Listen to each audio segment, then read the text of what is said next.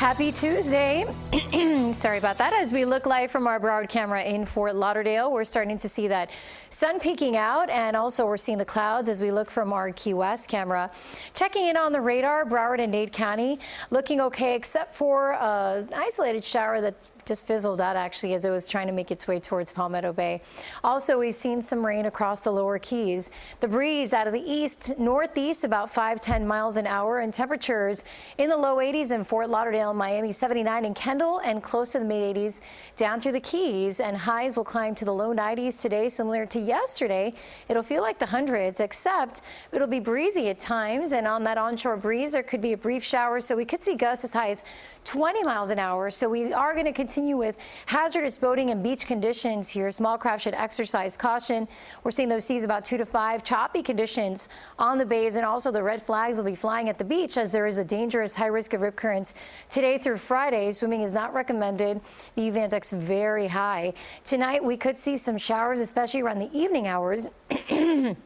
With lows in the upper 70s.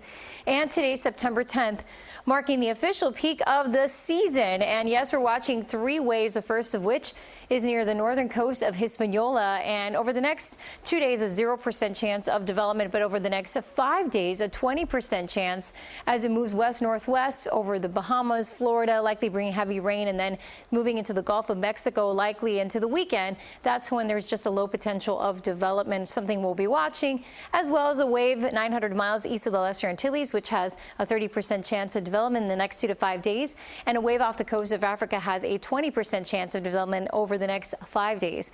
So regardless of development, this wave that's near Hispaniola has plenty of moisture with it, and unfortunately it is forecast to bring some heavy downpours to the Bahamas as we head into tomorrow, and then Friday and into the weekend. That moisture will be right over us, and really the entire state of Florida will be likely dealing with a very wet and unsettled weekend.